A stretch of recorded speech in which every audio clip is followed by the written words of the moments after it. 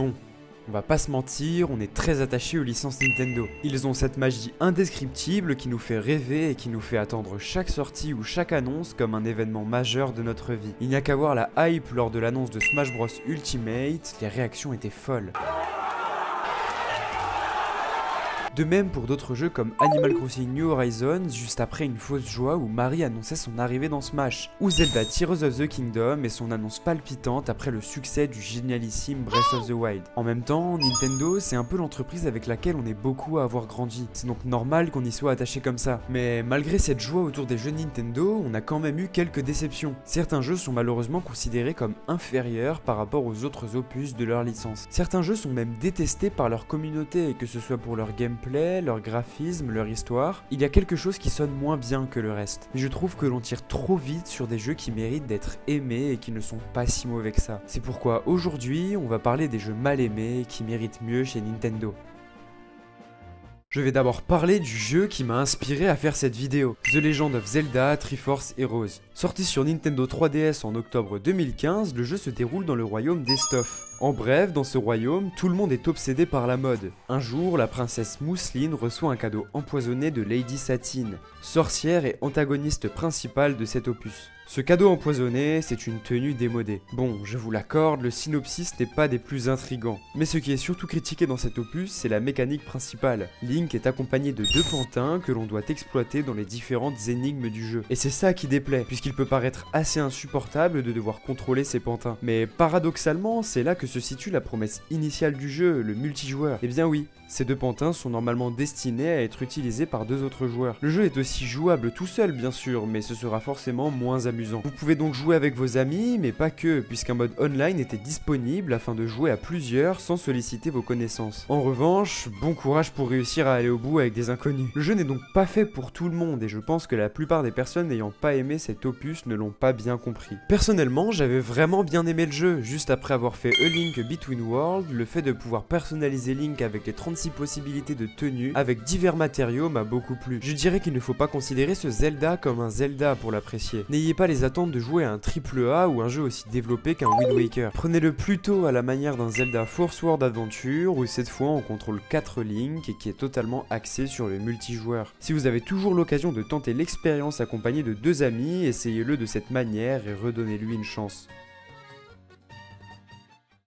Bon, avec le prochain jeu, je vais clairement pas me faire des amis. Pokémon Épée et Bouclier sont les jeux phares de la 8ème génération de Pokémon. Sortis le 15 novembre 2019, ce sont les deuxièmes opus sur la Nintendo Switch après Pokémon Let's Go. Le jeu commence à Paddockstone, dans la région de Galar. On y fait rapidement la rencontre de Nabil, notre rival et petit frère du maître de la ligue, Tarak. L'organisation antagoniste n'est nulle autre que la Team Yell, qu'on ne peut pas réellement considérer comme des méchants, puisque leur simple but est d'encourager Rosemary lors du tournoi de la Ligue Pokémon.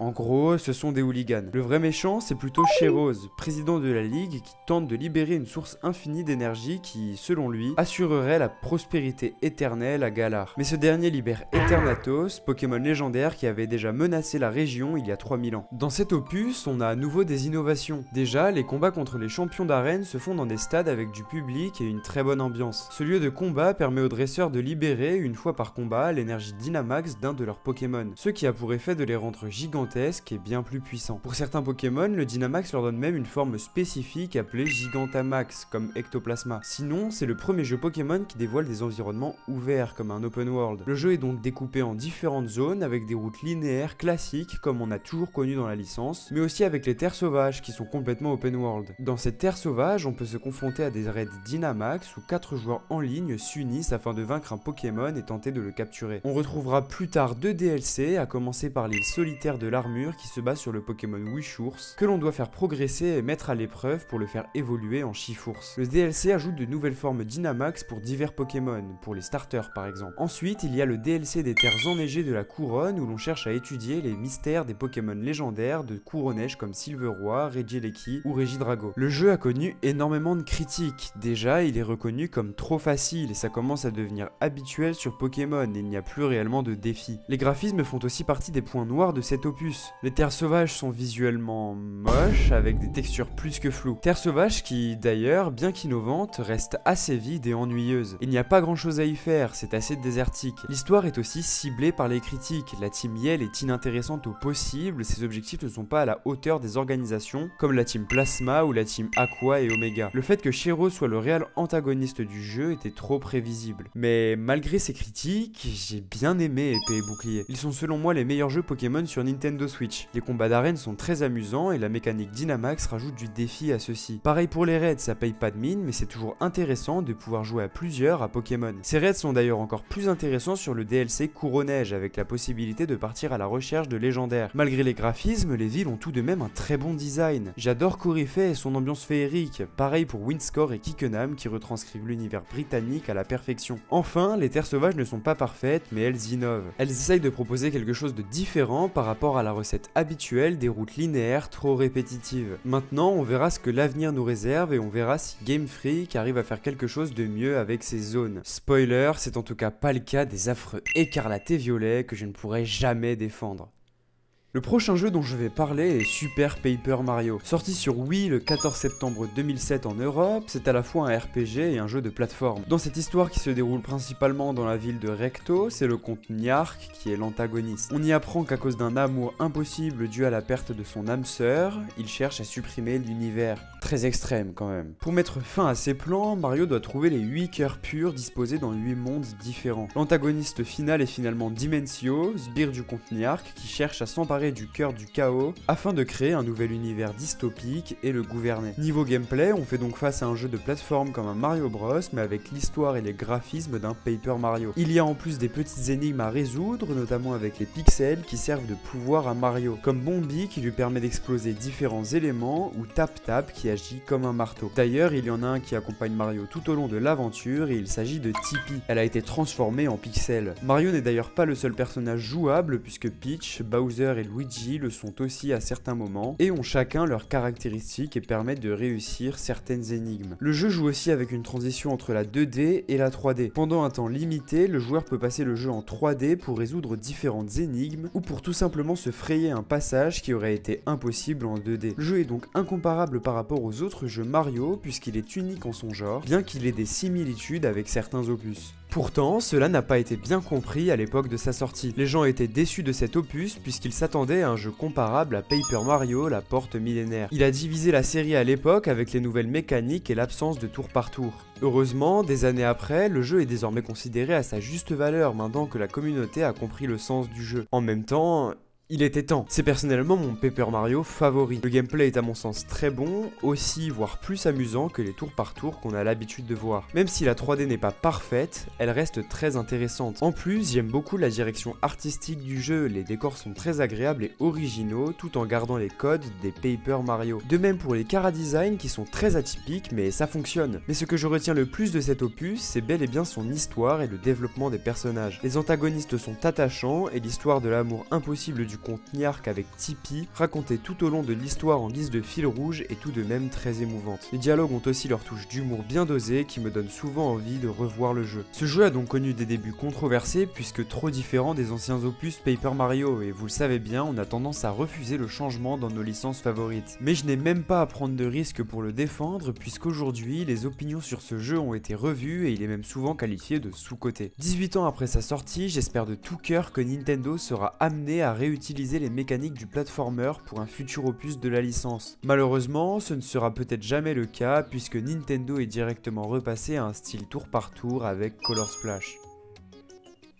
Avec ce jeu, on pourra pas dire que j'ai pas pris de risque. One to Switch est sorti en même temps que la console du même nom le 3 mars 2017. Ce jeu regroupe 28 mini-jeux à faire à plusieurs. On peut notamment retrouver le mini-jeu du bébé où l'on doit bercer la console pour faire dormir un nourrisson. Ou bien le jeu de la pression où il ne faut pas être le joueur qui fait exploser l'eau. Ou encore le défilé où l'on doit marcher tel un mannequin, manette en main. Il n'y a pas réellement de but à ce jeu, si ce n'est participer à des batailles avec ses amis autour des nouvelles manettes, les Joy-Con. Le jeu nous aide à prendre en main et à connaître leurs différentes fonctions fonctionnalités et celles de leur console. Par exemple, vous n'étiez peut-être même pas au courant de la présence d'une caméra infrarouge, utilisée ici dans le concours de hot dog où le joueur doit ouvrir la bouche le plus de fois possible. Sinon, on reconnaît aussi les vibrations de la manette et l'utilisation des boutons sur le côté des Joy-Con avec le jeu où on traite une vache. Le jeu a été beaucoup critiqué, jugé comme inutile et trop cher. Ça, je vous l'accorde, le jeu est trop cher pour ce que c'est et aurait peut-être dû être offert avec la console. Mais au-delà de la contrainte du prix, je trouve que le jeu reste très amusant et les mini-jeux sont novateurs pour 2017. J'ai passé pas mal de bons moments sur certains mini-jeux qui faisaient passer le temps, comme le mini-jeu du magicien dans lequel on se prend pour Harry Potter contre Voldemort, ou le duel de cow-boy où l'on doit appuyer au bon moment sur la manette plus rapidement que son adversaire. Même si mon préféré reste le combat d'épée où il faut asséner des coups de Joy-Con à son adversaire et parer ses coups. Il fait bien passer le temps à la manière d'autres jeux multijoueurs comme les 51 jeux indémodables sortis plus tard sur Nintendo Switch.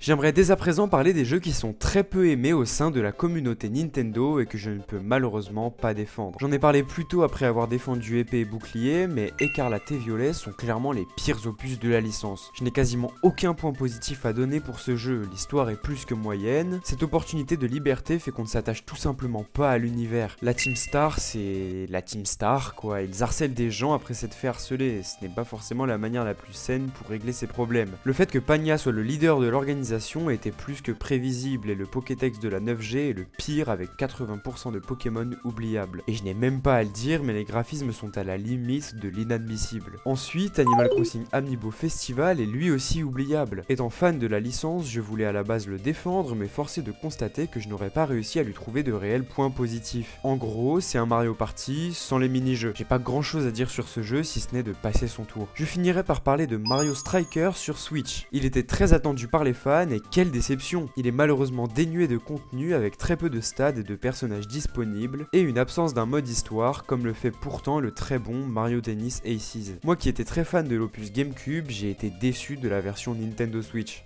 Voici la fin de cette vidéo. J'ai essayé de défendre ces jeux qui, selon moi, ne sont pas représentés à leur juste valeur. On peut ne pas être d'accord et je suis évidemment ouvert au débat dans le respect. D'ailleurs, n'hésitez pas à donner votre avis en commentaire et à vous abonner.